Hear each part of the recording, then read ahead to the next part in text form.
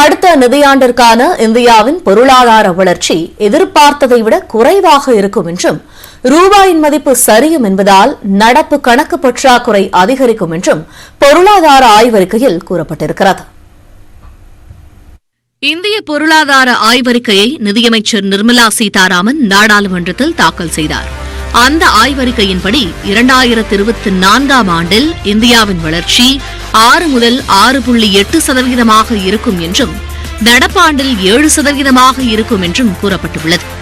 இது சர்வதேச அளவிலான பொருளாதார மற்றும் அரசியல் சூழலை பொறுத்து அமையும் எனவும் தெரிவிக்கப்பட்டுள்ளது. சர்வதேச அளவில் சில நாடுகள் பொருளாதார மந்த நிலையை சந்தித்தாலும் இந்தியாவில் பணப்புழக்கம் அதிகரிக்கும் என்று கூறப்பட்டுள்ளது. இந்தியாவில் பணவீக்கம் 6%க்குள் உள்ளதால் தனியார் முதலீடும் பங்களிப்பும் அதிகரிக்கும் எனவும் தெரிவிக்கப்பட்டுள்ளது. கொரோனா தொற்று பரவல் உச்சத்தில் இருந்தபோது பணவீக்கத்தின் விகிதம் 7.8% அதிகரித்ததாக ஆய்வறிக்கையில் கூறப்பட்டுள்ளது. கொரோனா பெருந்தொற்று பாதிப்புகளில் இருந்து நாடு விரைவாக விடுபட்டு விட்டதாகவும் உள்ளூர் தேவை மற்றும் முதலீடுகளால் பொருளாதார வளர்ச்சி அதிகரிக்கும் என்றும் கூறப்பட்டுள்ளது.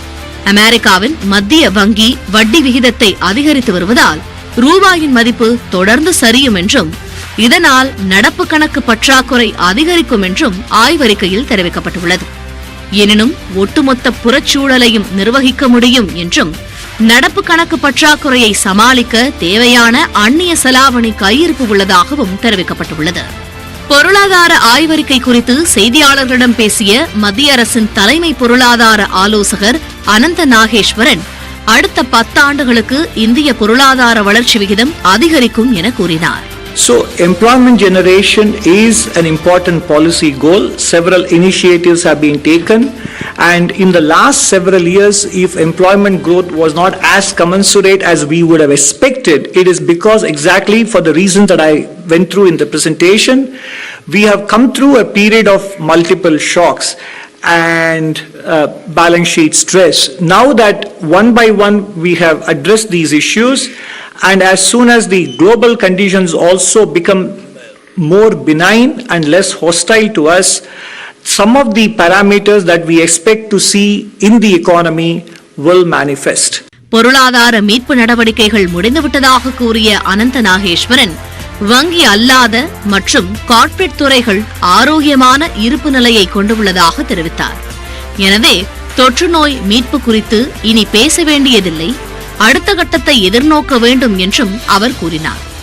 வாங்கும் திறன் மற்றும் சமநிலை அடிப்படையில் இந்தியா உலகின் 3வது பெரிய பொருளாதாரம் என்றும் மாற்று விகிதத்தின் அடிப்படையில் 5வது பெரிய பொருளாதாரம் என்றும் பொருளாதார ஆய்வறிக்கையில் கூறப்பட்டுள்ளது. உலகில் வேகமாக வளரும் பெரிய பொருளாதாரமாக இந்தியா தொடரும் என்றும் குறிப்பிடப்பட்டுள்ளது. இந்தியாவிலேயே தமிழ்நாட்டில்தான் முறை சார்ந்த தொழிலாளர்கள் அதிகம் உள்ளதாக பொருளாதார ஆய்வறிக்கையில் தெரிவிக்கப்பட்டுள்ளது. 2022-23ஆம் நிதியாண்டிற்கான தொழிற்துறை வருடாந்திர கணக்கெடுப்பின்படி தமிழ்நாட்டில் உள்ள தொழிற்சாலைகளில் 26,60,000 நபர்கள் பணியாற்றி வருவது தெரியவந்துள்ளது. அதற்கு அடுத்தபடியாக குஜராத்தில் 20,70,000 தொழிலாளர்களும் மகாராஷ்டிராவில் 20,40,000 நபர்களும் பணியாற்றி வருகின்றனர்.